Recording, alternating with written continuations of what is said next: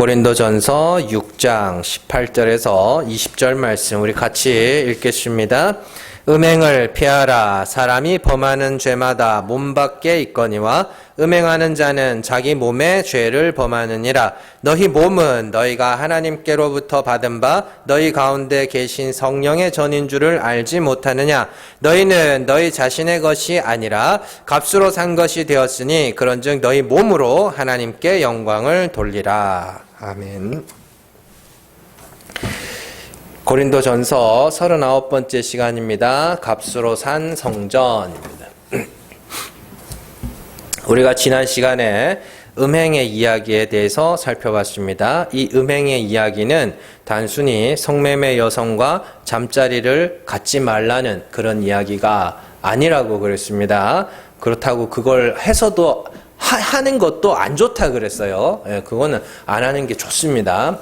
그래서 중간중간에 하나님이 주를 다시 살린 것처럼 우리도 다시 살리실 것이다 라는 말씀과 주와 합하는 자는 한 영이다 이런 말씀들, 그런 말씀들이 들어가 있는 이유는 우리가 단순히 그리스도의 신부인 교회들이 창녀들과 놀아나면 되겠느냐는 그런 이야기가 아니라 영적인 음행에 대한 이야기다. 제가 그렇게 말씀을 드렸습니다. 그리스도와 연합한다는 것은 그리스도와 함께 죽는 것을 이야기하는 것이고, 하나님이 그리스도를 죽은 자 가운데서 살리신 것처럼 우리가 그리스도와 연합하여 죽으면 하나님이 죽은 자 가운데서 우리를 살리실 것이라는 거죠. 근데 우리가 죽지 못하니까 성령이 우리 가운데 역사하셔서 그리스도와 연합하는 방향으로 우리를 끌고 가신다고 그렇게 이야기를 했잖아요. 그래서 그리스도와 합하는 자는 그리스도와 같은 영을 가진 자들이다.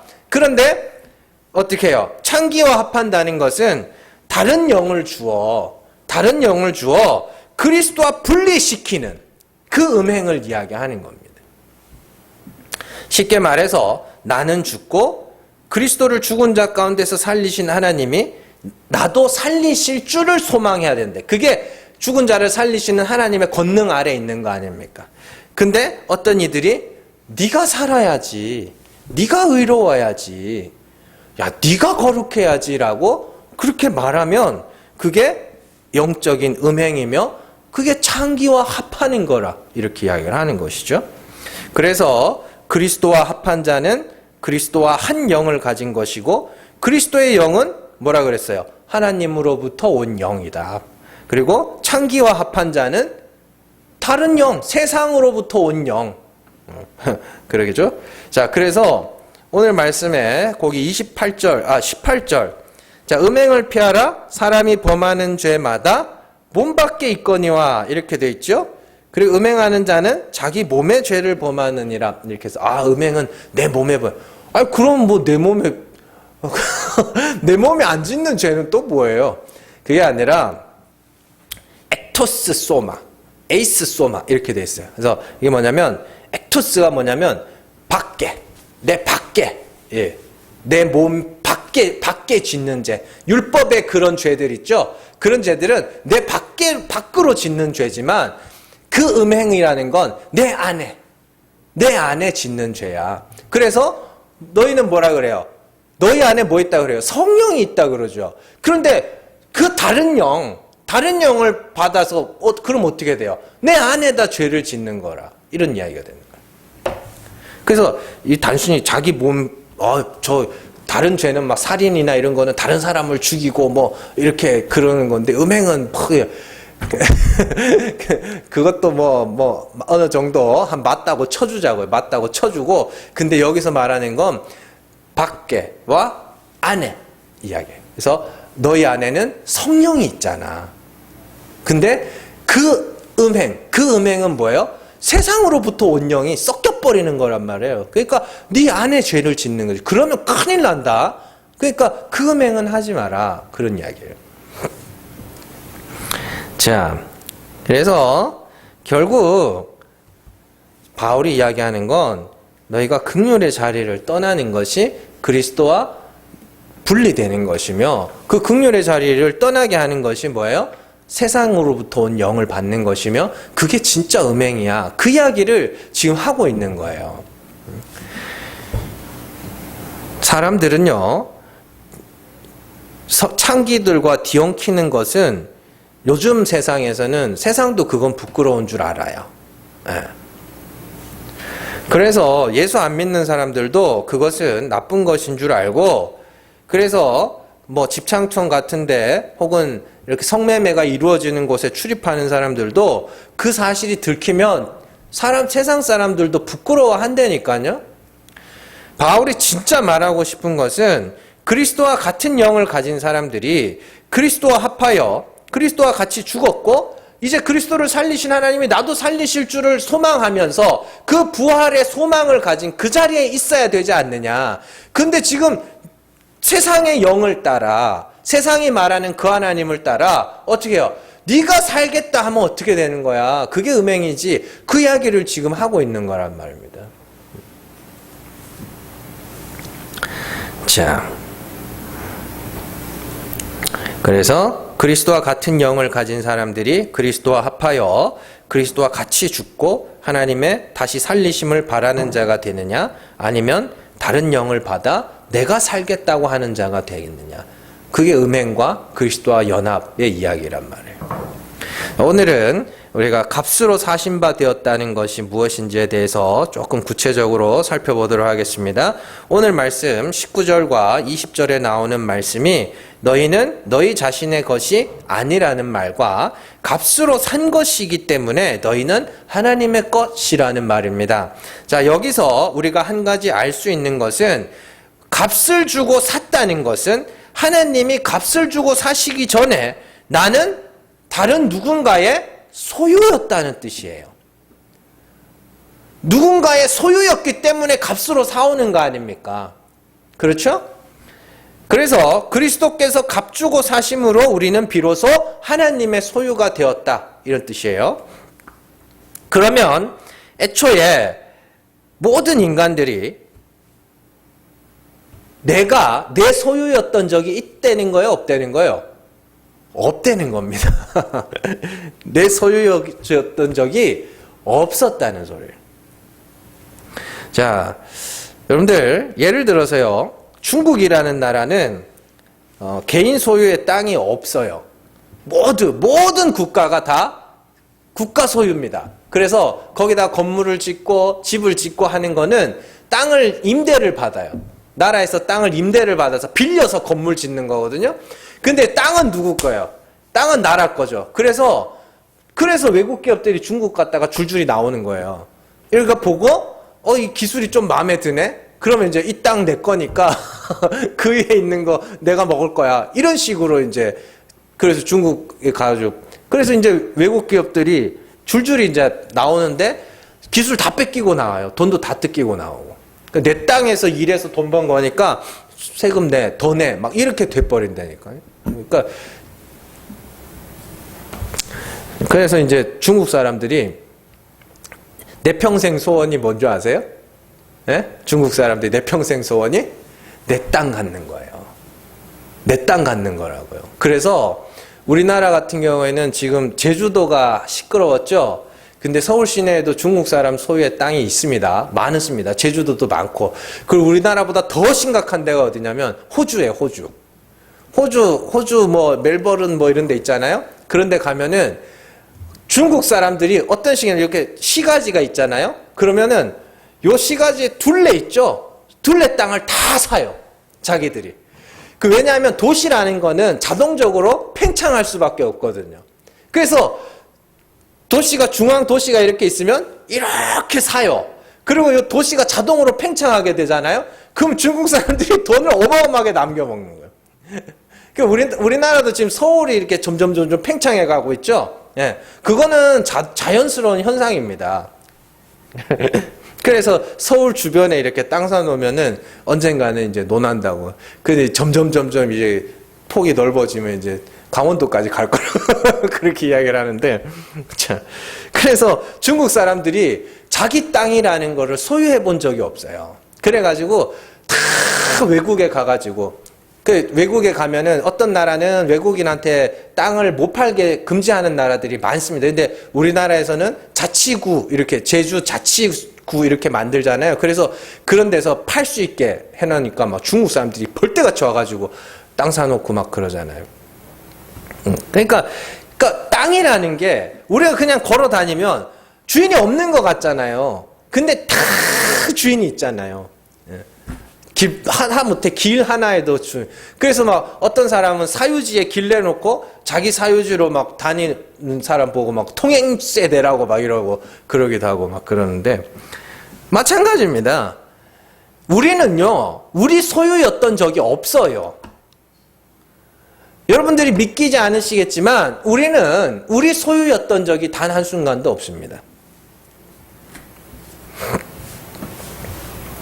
이에 대해서 예수님이 말씀하신 적이 있습니다. 마가복음 3장으로 한번 가보세요. 마가복음 3장 27절입니다. 같이 읽습니다. 사람이 먼저 강한 자를 결박하지 않고는 그 강한 자의 집에 들어가 세간을 강탈하지 못하리니 결박한 후에야 그 집을 강탈하리라. 아멘. 예수님이 귀신을 쫓아내자 바리새인들이 예수님을 보고 바알세불을 힘입어서 귀신을 쫓아낸다 이렇게 말하죠. 그래서 예수님이 그 말씀을 들으시고 이 말을 하는 거예요. 강한 자를 결박한 후에 강한 자의 집에 있는 세간을 강탈한다. 그러니까 그 강한 자가 누구란 소리예요? 마귀라니까요. 마귀. 그러니까 강한 자는 마귀를 말하고 마귀의 세간이 누구예요? 예수님이 택하신 자들, 예수님이 구원하실 자들, 마귀의 세간들. 그러니까 이렇게 돼요. 모든 인간들이 다 뭐냐면 마귀의 세간들이라니까요. 근데 예수님이 오셔서 그 마귀의 세간으로 있는 모든 사람들 중에 하나님이 택하신 자들을 뭐 하냐면 값을 치르고 사오는 거란 말입니다. 구약에서도 이런 모습이 등장해요. 이스라엘을 애굽에 집어넣으신 분이 하나님이죠. 하나님께서 요셉의 때에 대기근을 허락하심으로써 야곱과 그의 가족들이 애굽으로 들어가게 됐습니다. 그러면 대기근을 허락하신 분도 하나님이고, 자, 그 기근을 통하여 요셉과 그 이스라엘과 그의 가족들을 애굽에 넣으신 분도 하나님이죠. 그런데 애굽에 들어간 이스라엘을 성경이 뭐라고 부르냐면 430년 동안 종로로 됐다라고 이야기를 합니다. 그건 뭐냐면 하나님이 애굽의 손에 이스라엘과 그의 가족들을 뭐 했다는 소리예요? 팔았다는 소리예요. 그리고 애굽의 종되었던 이스라엘을 건져내신 분이 하나님이다 이렇게 이야기를 합니다. 신명기 5장 6절 한번 가보세요. 같이 읽습니다. 나는 너를 애굽 땅 종되었던 집에서 인도하여 낸 내 하나님 여호와라. 아멘. 애굽 땅 종되었던 집 이렇게 했죠? 자, 애굽이 뭐예요? 하나님이 이스라엘과 그의 식구들을 애굽에다 뭐 하신 거예요? 팔았네요. 팔았다가 뭐 한 거예요? 도로 찾는 거예요. 그래서 성경은 하나님이 애굽에서 이스라엘을 건지신 것을 뭐라 그러냐면 값주고 사신 백성이라 그래요. 자, 출애굽기 15장 16절 한번 가보세요. 같이 읽습니다. 놀람과 두려움이 그들에게 임하매 주의 팔이 크므로 그들이 돌같이 침묵하여 싸우니 여호와께서 주의 백성이 통과하기까지 곧 주께서 사신 백성이 통과하기까지였나이다. 아멘. 되게 웃기죠. 하나님이 팔아놓고 하나님이 다시 사오는 거야. 이게 뭐야? 그렇죠? 그러면 애초에 안 팔면 될 거 아닙니까? 근데 하나님이 굳이 팔았다가 다시 사와요. 왜요? 에? 자, 그런 과정이 왜 필요한가에 대한 의문이 드는데 이에 대해서는 사사기의 말씀을 보면 조금 이해할 수 있습니다. 자, 사사기 4장으로 한번 가보세요. 사사기 4장 1절에서 3절 말씀. 자, 같이 읽습니다. 에봇이 죽으니 이스라엘 자손이 또 여호와의 목전에 악을 행하매 여호와께서 하솔에서 통치하는 가나안 왕 야빈의 손에 그들을 파셨으니 그의 군대 장관은 하로셋 학고임에 거주하는 시스라요. 야빈 왕은 철병거 900대가 있어 20년 동안 이스라엘 자손을 심히 학대했으므로 이스라엘 자손이 여호와께 부르짖었더라. 아멘. 자, 에봇이 죽자 이스라엘의 악이 드러납니다. 제가 이것에 대해서는 자주 설명해드렸죠. 자, 그러자 하나님께서 하신 일이 뭐냐면 가나안 왕 야빈의 손에 이스라엘을 어떻게 했어요? 파셨어요. 파셨어요. 그리고 야빈은 하나님으로부터 이스라엘을 사서 뭐예요? 그들을 학대하기 시작합니다. 자, 그런데 여기서 우리가 주목해 볼 것이 뭐냐면 성경이 굳이 철병거 900대를 언급하고 있죠. 그죠? 철병거 900대. 왜 그럴까요? 이스라엘 백성들이요, 철병거를요, 어마어마하게 좋아했거든요.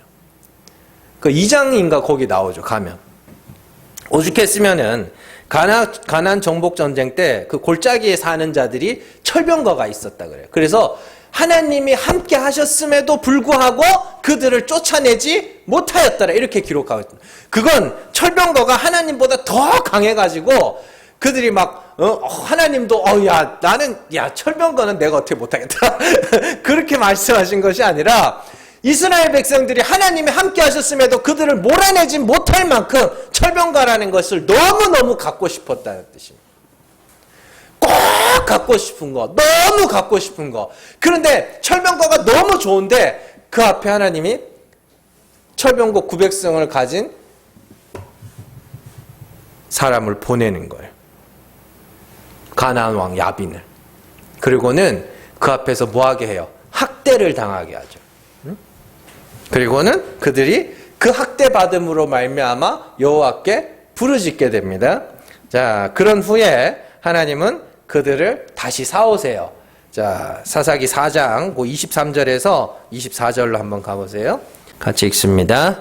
이와 같이 이날에 하나님이 가나안 왕 야빈을 이스라엘 자손 앞에 굴복하게 하신지라 이스라엘 자손의 손이 가나안 왕 야빈을 점점 더 눌러 마침내 가나안 왕 야빈을 진멸하였더라. 아멘. 이게 값주고 사오는 거거든요. 20년 동안 파셨다가 이제 하나님이 어떻게 그들이 하나님 철병거 너무 좋아했는데 이거 아니네요.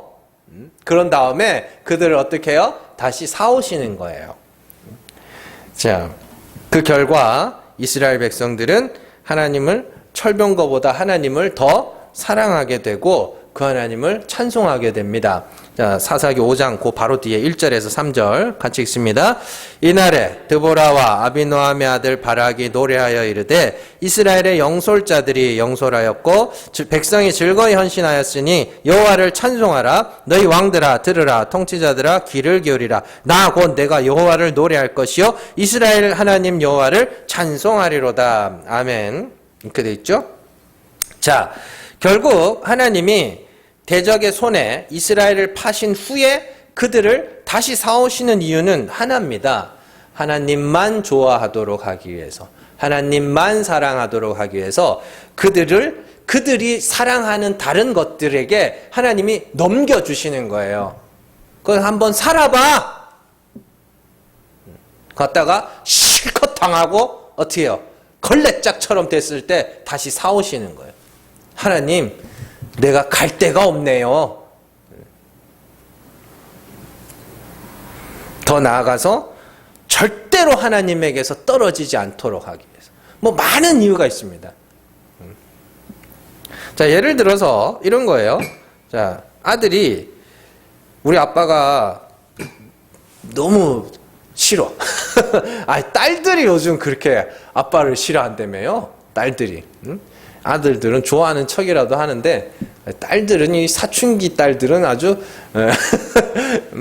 그래서 사춘기 지나면은 딸들이 그렇게 되나 봐요. 아빠를 어마어마하게 싫어한다 그러는데 옆집 아저씨를 너무 좋아하는 거예요. 그래가지고 거기다 파는 거예요. 살아봐 이렇게. 그래요. 근데 뭐든지 그래요. 뭐든지 안 겪어보면 다 좋아 보인다니까요. 안 겪어보면 그렇잖아요. 그러니까 넓은 집 살고 싶으시. 저도 넓은 집 갖고 싶어요. 그래서 근데 예전에 저희 저희 이제 외가 쪽으로 처가 쪽으로 이렇게 해가지고 한번 다 모인 적이 있어요. 그래서 그때가 이렇게 펜션 같은 건데 하여튼 어떻게 운 좋게 빌려가지고 한 60평 정도 됐을 거예요. 그죠? 54평이네요. 그 보고 딱 가봤거든요. 와, 진짜 넓은 거예요. 진짜 넓은 거예요. 야, 이 상상을 초월하더만요. 너무너무 넓은 거예요. 딱 보면서 이런 집 살면 좋겠다. 처음엔 그랬는데, 하룻밤 잤거든요? 아침에 일어나보고, 이 집 청소 어떻게 하냐. 그런 생각을 했어요. 참, 어쨌든, 자, 딸이 옆집 아저씨를 너무 좋아해가지고 옆집에 보낸 거예요. 살아봐라. 그럼. 갔는데, 멀리서 보던 것과는 다르게 옆집 아저씨 개첩 아닌 거야. 그래가지고, 이제 딸이 이제 막, 아빠! 살려주세요. 그래서 이제, 그러면 돈 사오는 거예요, 다시. 그러면 이제 이 딸이 어떤 일을 하겠어요? 우리 아빠가 최고구나. 그게 호세아 이야기잖아요. 그게. 하나님이 자꾸 호세아 보내가지고 고멜 사와라, 다시 사와라. 계속 그런다고요. 고멜이 그냥 좋아해가지고, 다른 거 좋아해가지고 갔다가, 또 버림받아가지고 또 사오고, 노예시장에 그냥 있는 것도 사오고. 그러니까 하나님이 팔았다가 다시 사오시는 이유가 그거예요. 자, 하나님은요, 성도들은 창세전에 택하심을 입은 자들입니다. 창세전에 택하심을 입었다는 것은 성도들은 원래 누구 거란 소리예요. 원래 하나님 거란 소리입니다.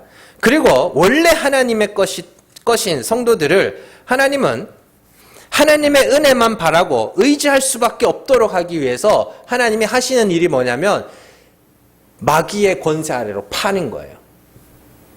그래서 사도 바울이 하나님께서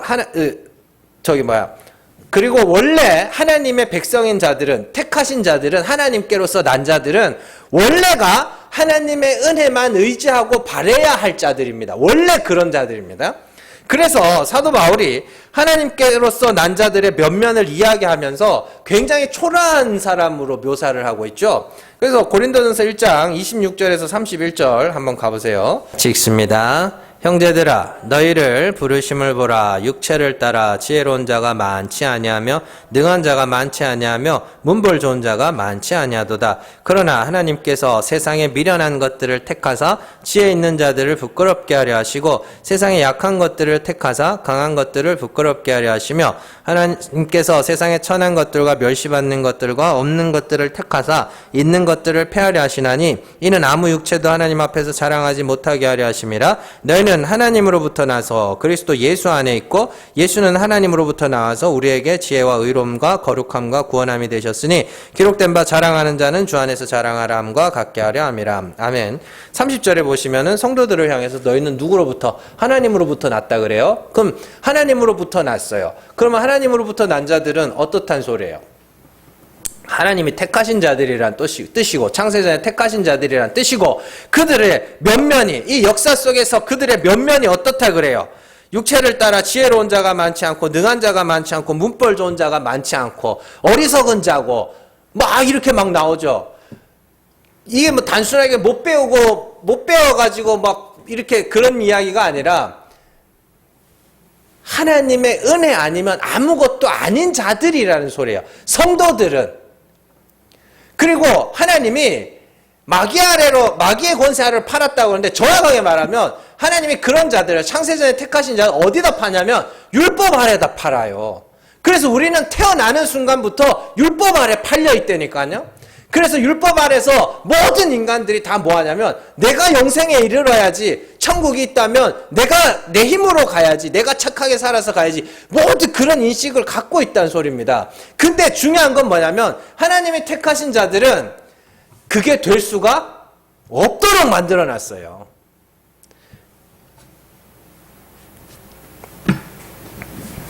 하나님이 택하신 자들을 율법 아래 파셔요.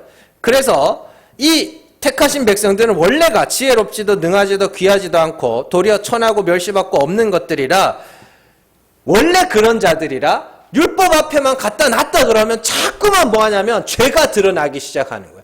그리고 죄가 드러나지 않는 자들에 의해서 자꾸만 뭐하게 돼요? 정죄당하고 무시당하고 이렇게 되는 거거든요. 그래서 하나님의 백성이 아닌 자들은 율법과 행위로 도덕과 윤리와 정의와 이런 것들로 무장하여서 스스로를 의롭다 경건하다 하고 있는데 성도들은 율법 아래서 자꾸만 죄가 드러나고 자꾸만 부정한 자로 드러나는 거예요. 그래서 핍박을 받는 거예요. 넌 인간이 왜 그 모양이냐? 이렇게. 그래서 그들은 이 땅에서 율법 아래 자기의 죄를 자백하게 되는 없음의 자리, 그걸 뭐라 그러면 주의 이름을 부르는 거라 그런다니까요. 애굽에서 이스라엘 백성들이 애굽 사람들의 학대를 받죠. 그래서 그들이 하나님께 부르짖게 되죠. 하나님께서 시스라의 손에 파시죠. 가나안 왕 야빈의 손에 파시죠. 그러자 그들이 학대를 당하여 이스라엘 백성들 택하신 자들 아닙니까? 그들이 뭐 하게 돼요? 여호와 이름을 부르짖게 돼요. 마찬가지입니다. 율법 아래서 하나님의 택하신 자들을 율법 아래 파세요. 그리고 그들에서 율법에 대해서 다른 사람들은 다 경건하고 다 거룩하고 다 착하게 죄도 안 지고 사는 것 같은데 자꾸만 나는 그 율법 앞에만 섰다 그러면 자꾸 죄가 드러나. 그래가지고 뭐예요? 핍박을 받아요. 그래서 하나님의 이름을 뭐예요? 부르짖어요.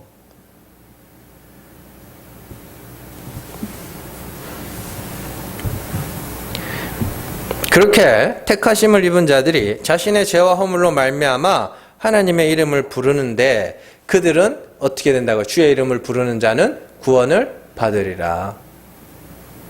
그런 과정을 겪은 자들이 하나님의 보좌 앞에서 무슨 자랑을 하겠냐고요. 하나님의 보좌 앞에서 뭐 하겠냐고요. 하나님 아니었으면 나는 지옥 갈 뻔했어요. 큰일 날 뻔했어요. 그런 이야기입니다. 하나님의 은혜가 아니면 나는 아무것도 아님을 수시로 고백하게 되고 그 상태를 하나님을 사랑하는 자라 이야기를 하는 거고 긍휼을 구한다고 하는 것이고 또 죽은 자를 살리시는 하나님을 쌍수 들고 환영할 수 있게 되는 거예요. 하나님이 그런 분이었구나. 내가 지금까지 하나님을 오해하고 있었구나. 세상의 영에 속하여서 똑같은 겁니다. 하나님이 택하신 자들을 세상의 영에 파셔요. 파시고 난 다음에 그들을 사오신다니까요. 아버지로부터 온 영으로. 그러면 그들이 뭘 배우냐면 아이고 하나님 나는 진짜 하나님 은혜 아니면 큰일 날 자입니다. 이렇게 되는 거예요. 그 일이 택하신 자들에게만 일어나는 거예요. 그걸 성경이 뭐라 그러냐면 값을 주고 샀다. 값을 주고 샀다라고 이야기하는 겁니다. 그래서 이런 과정들을 설명하는 것이 값을 주고 사셨다는 말 한마디에 다 포함되어 있습니다. 여러분들 오늘 말씀을 앞서 배운 것까지 잘 기억을 해보셔야 돼요. 바울은 두 가지 영에 대해서 말했죠. 세상으로부터 온 영과 하나님으로부터 온 영. 두 가지. 자, 그리고 세상으로부터 온 영은 세상이 상상하고 추측하는 하나님이고 하나님으로부터 온 영은 하나님이 친히 계시해 주신 하나님이죠. 그 하나님은 어떤 분이에요? 죽은 자를 살리신 하나님. 근데 그 하나님은 어떻게 알았어요? 그리스도를 통하여 알았죠. 그래서 그리스도께서 값을 주고 샀다. 피로 값 주고 샀다. 피와 물과 성령은 하나다. 성령은 진리다. 이렇게 쭉 가는 거란 말입니다. 자, 그러니까 예수님이 옆구리가 뚫리고 물과 피가 쏟아지시죠. 그게 묻어 있어요, 여러분들한테? 안 묻어 있잖아요. 그게 뭔데요? 성령이 그리스도로부터 성령이 누구에게로? 성도들에게로 흘러가는 과정들을 그렇게 시청각 교재로 설명을 해놓은 거란 말입니다. 그래서 물과 피와 성령은 하나라 이렇게 이야기를 하는 거예요. 요한일서에서. 그러니까 피로 값주고 사셨다는 건 하나님이 세상의 영에게 사로잡혀 있던 자들 중에 택하신 자들에게 하나님이 뭐 하셨다는 거예요? 하나님으로부터 온 영, 성령을 그들에게 뭐 했다고요? 심으셨다. 그런 이야기예요. 그걸 값을 주고 샀다라고 이야기를 하는 거란 말이에요. 그래서 오늘 말씀에서도 보시면 오늘 말씀 잘 보세요. 19절과 20절 보시면 하나님으로부터 받은 바 너희 가운데 계신 성령의 전. 하나님으로부터 받은 바 너희 가운데 계신 성령의 전입니다. 성령을 수식하는 거예요. 너희 몸은 하나님께로부터 받은 바 너희 가운데 계신 성령이에요. 성령을 수식하는 게 하나님으로부터 받은 바 너희 안에 계신 그 성령. 그래서 우리를 뭐라 그래요? 그 성령이 있는 우리가 성전이다. 왜 성전이에요? 성령이 뭔데요? 하나님의 자기 계시 아닙니까? 그래서 우리가 하나님이 어떤 분인지를 알았잖아요. 그리고 그걸 이제 뭐 할 수 있게 됐어요? 말할 수 있게 됐죠. 그걸 뭐라 그래요? 성령이라 그래요. 그러니까 성전이라 그래요. 그래서 그리스도께서 뭐 하러 오셨어요?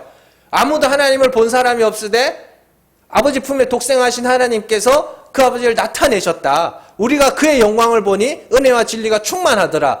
그래서 성령이, 그리스도께서 성령을 받으셨죠. 그리고 그때부터 뭐 하셔요? 하나님이 어떠한 분인지를 표적과 말씀과 아주 삶을 통하여 나타내셨죠. 그래서 그리스도를 뭐라 그래요? 성령이라 그래요.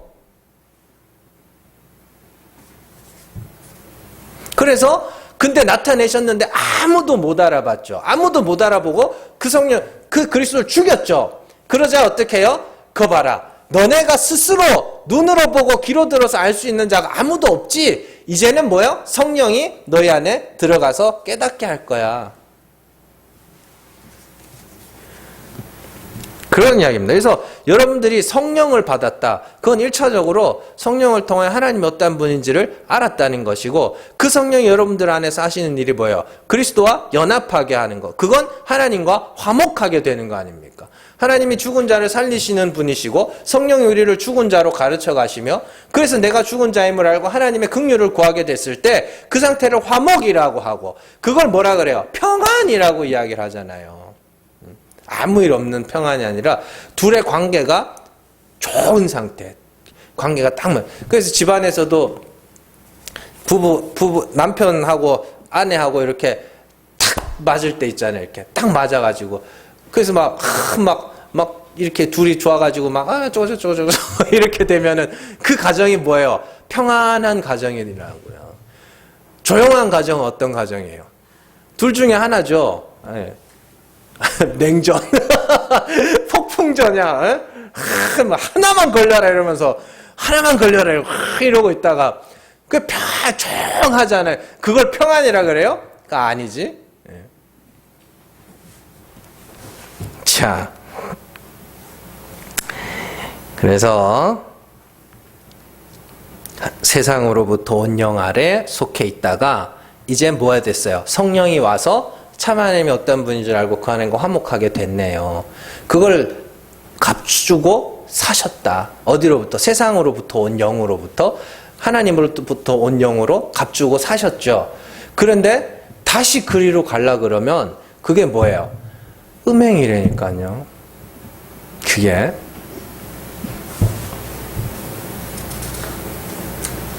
자, 그래서 성령을 받아서 참 하나님을 알게 되고 그 하나님과 화목하고 화목하게 하는 직분을 감당할 수 있는 자들을 피로 값주고 사신 교회, 또 하나님의 성령이 거하시는 성전입니다. 그러면 우리가 하나님의 것이라는 증거가 뭐예요?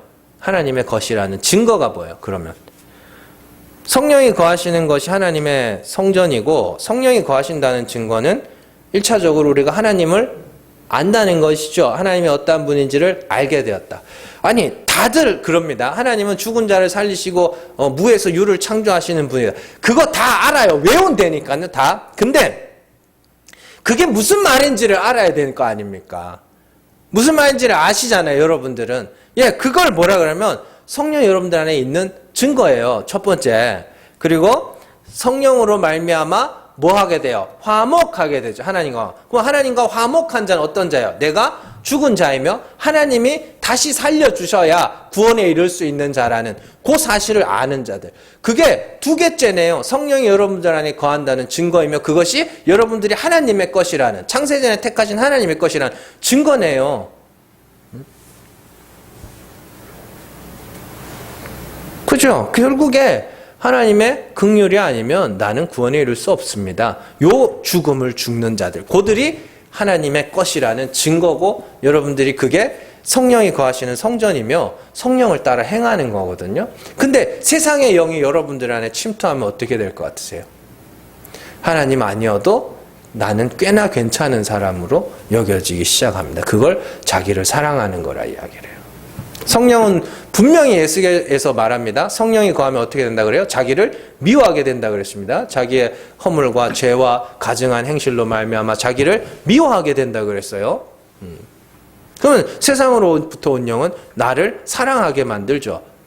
근데 참 재밌잖아요. 제가 지난주에도 설교하면서 느낀 건데 책을 뭐라고 불러요? 되게 이렇게 흔한 말로 책은 마음의 양식이라고. 그래서 책을 많이 읽고 마음을 살찌워야 된다 이런 이야기를 하죠. 그리고 요즘에는 뭐 자존감 이런 말인데 그 자존감이라는 게 결국에는 뭐냐면 자기를 사랑하는 거거든요. 근데 세상이 참 재밌죠. 자꾸 그런 그런 하나의 말, 표현 이런 것조차도 굉장히 성경과는 반대로 흘러갑니다. 물론 그 의미는 다른 의미로 사용되는 거지만 참 재밌어요. 그런 거 보면. 세상이 항상 성경과는 거꾸로 흘러가죠. 세상은 자기를 사랑해야 된다. 나를 사랑해야 된다. 이렇게 말하는데 성경은 뭐야? 성령은 너희를 스스로를 밉게 만들 거야. 그렇게 이야기해요. 자, 재밌어요. 그래서 그러면서 너희는 하나님의 것이니 뭐하라 그래요? 값으로 산 것이 되었으니 그런즉 너희 몸으로 하나님께 영광을 돌리라. 아멘. 자, 몸으로 하나님께 영광을 돌린다는 게 뭐예요? 어떻게 영광을 돌려? 우리 몸으로. 응? 딴 거 아니에요. 그냥 성전이 하는 일이 뭐예요? 그리스도라는 성전이 이 땅에 오셔서 하신 일이 뭐예요? 하나님이 어떠한 분인지를 나타내시는 거였죠. 하나님이 어떠한 분인지를 다른 사람들에게 말로써 보여주는 것이고 또한 삶으로써 나타내는 것이죠. 그게 하나님께 영광을 돌리는 거예요. 그래서 첫 번째로는 내가 뭐 해야 되냐면 하나님과 화목해야 되는 것이고 두 번째로는 교회 안에서 우리 교회 안에서 성도들이 서로가 서로의 연약함을 어떻게 해요? 용납해 주는 거. 그래서 제일 대표적인 예로 사도 바울이 먹는 것 같고 먹는 것과 마시는 것 같고 이야기다. 너희가 먹든지 마시든지 무엇을 하든지 하나님의 영광을 하라. 그게 뭐냐면 자, 아직까지 믿음이 연약해서 음식을 가려 먹는 자가 있고 또 모든 것을 먹을 만한 믿음이 있어서 다 먹는 자가 있어요. 그러면은 서로가 서로를 보면서 어떻게 해요? 믿음이 강한 사람들이 믿음이 약한 사람들을 보면서 혹 그가 그 먹는 문제로 인해서 걸려 넘어질 수도 있기 때문에 적어도 그 앞에서는 참아주는 거. 그걸 하나님의 영광을 위하여 사는 거라 그래요. 서로가 온전한 믿음을 가질 수 있을 때까지 서로 기다려주고 참아주고 인내해주는 거. 업신여기지 않고 저건 아직도 저러고 다니냐? 이런 거 안 하는 거. 그걸 하나님의 영광, 교회 안에서 하나님의 영광을 위하여 사는 거라 그러고 교회 밖으로는 뭐예요? 그 하나님이 어떤 분인지를 말해주는 거 아닙니까? 그래서 적어도 내 주변에서는 듣지 못해서 믿지 못하는 자는 없도록 하겠다. 그런 결단을 갖고 결단까지도 아니죠. 하나님이 이런 분이야. 뭐 그런 이야기를 하는데 그건 결단까지도 아니. 사실 하나님이 이런 분이야. 죽은 자를 살리시는 은혜. 그걸 은혜라 그래. 그래서 우리가 죽어야 되는데 내가 죽지를 못해서 하나님이 성령을 보내셔서 죽게 만드신다. 그리고 하나님의 긍휼을 구하게 만드신다. 그게 하나님이 우리를 통하여 하시고자 하는 일이다. 그렇게 이렇게 설명을 해주고 말을 해주고 그게 뭐냐면 하나님의 영광을 위하여 사는 거예요. 그러니까 너무 거창한 것들을 하나님이 우리에게 그런 것들을 원하시지도 않지만 또 필요하면 하게도 하셔요. 그런데 진짜로 우리가 궁극적으로 해야 되는 건 하나님의 영광을 위하여 산다는 건 대단한 게 아닙니다.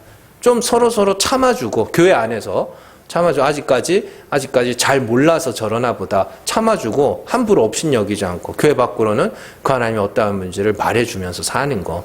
그게 하나님의 영광을 위하여 사는 거예요. 그리고 때로는 하나님처럼 살려고도 합니다. 그래서 제가 이거는 지금 말씀을 다음 이제 야고보서 끝나면은 아마 누가복음을 하려고 지금 준비하고 있어요.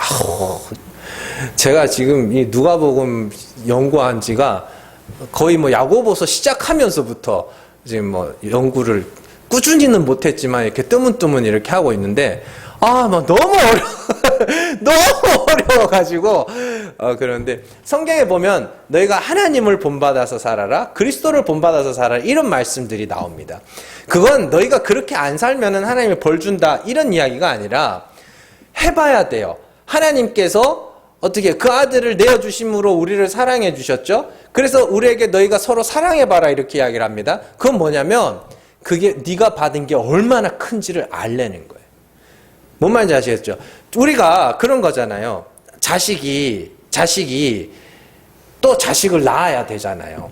그러면은 비로소 내가 부모로부터 받은 사랑이 얼마나 엄청난 것인지를 비로소 알게 되는 거거든요. 그 성경 산상수훈, 특히 누가복음에 나오는 그 산상수훈의 내용들은 그런 식으로 접근을 해야 됩니다.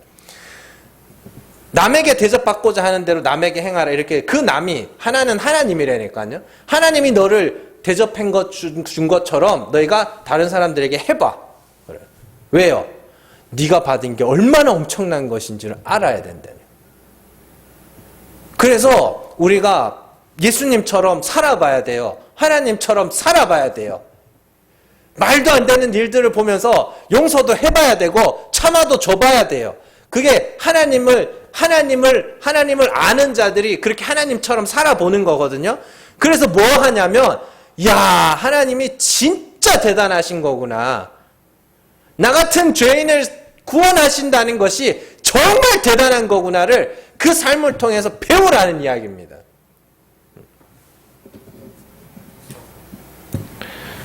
잘 기억하시고, 먼저는 성령의 인도하심을 따라 그리스도와 합하여 하나님의 긍휼을 구하는 자로 하나님과 화목하게 되시고, 그리고 교회 안에서는 서로 참아주시고, 또 거짓말하지 마시고, 거짓말은 뭐냐면 속이는 거 말고, 거짓말, 성경이 말하는 거짓말은 가짜 하나님, 세상으로부터 온 영을 전하는 겁니다.